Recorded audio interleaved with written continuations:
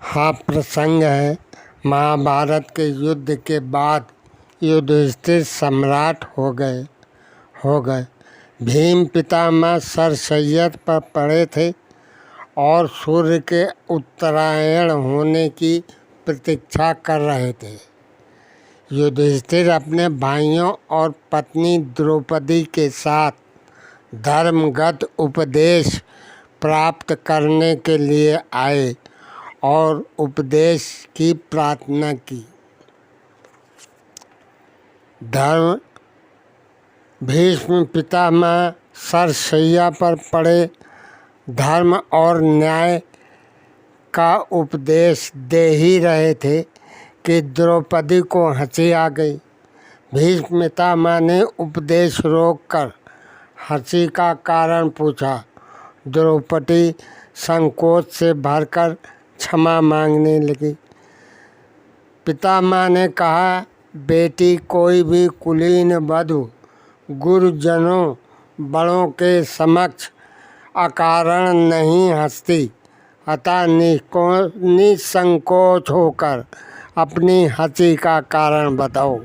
द्रौपदी बोली, आज आप इस दशा में धर्म पर इतना अच्छा उपदेश दे रहे हैं, लेकिन जब कौरवों की सभा में दुशासन मेरा चीरहरण कर रहा था, तब आपका धर्म न्याय ज्ञान कहाँ था? मुझे लगा ये धर्म ज्ञान अब जाकर सीखा है। यही सोचकर मुझे हंसी आ गई। भीष्म पितामह बोले, बस समय का फेर है। तब मैं दुर्योधन का अन्न खाता था, उनकी संगत में, अतः उनकी तरह मैं भी न्याय और अधर्म संकट निर्णय नहीं ले पाता था।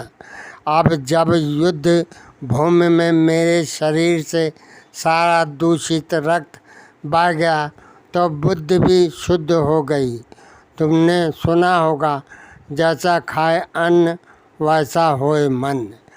इस प्रकार प्रसंग से हमको ये ज्ञात होता है कि हमारा पूरे समाज में अधिकांश लोग जो अन्न खा रहे हैं वो दूषित है, इसीलिए उनका मन, तन, धन सब दूषित हो रहा है, उनके विचार भी दूषित है। दूसरा प्रसंग सुनिए।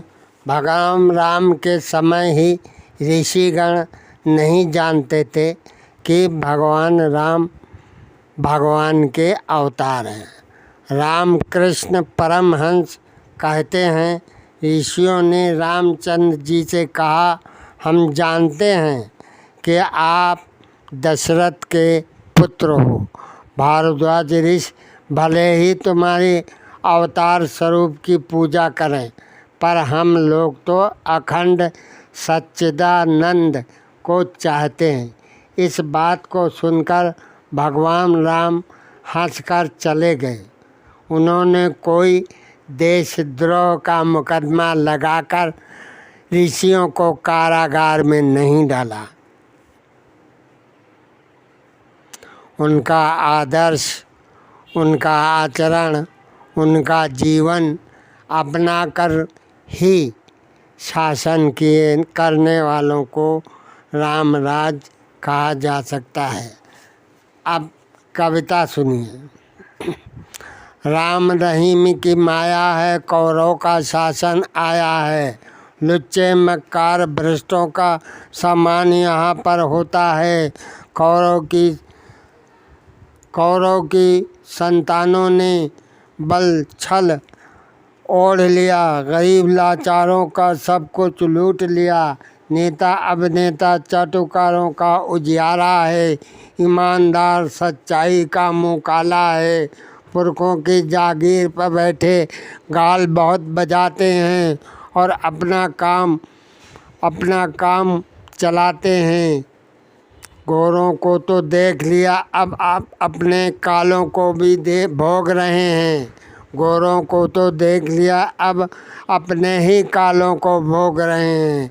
आज़ादी का लुत्फ़ उठाते अपने ही देश के काले भैया हैं।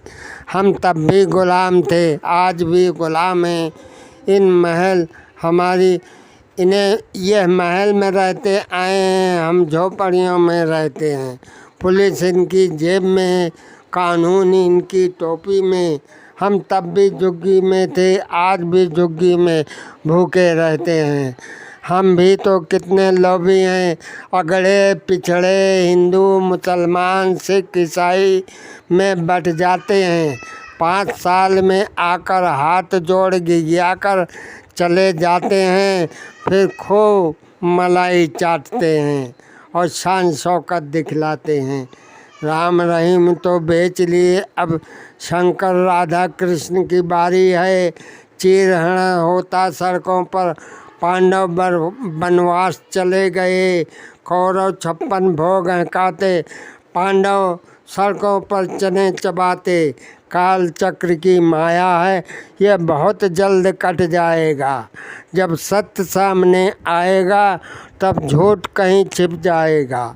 स्नेह दया धर्म छोड़ दिया, आडंबर का आवरण ओढ़ लिया, फिर भी धार्मिक कहलाते हैं। अच्छे हैं वे नास्तिक जो भूखे प्यासे नंगो लंगो लाचारों की भूख प्यास मिटाते हैं। जब अकाल मृत्यु बीमार में फंसे जाते हैं, तब यही नारायण बनकर काम बहुत ही आते हैं। समाप्त।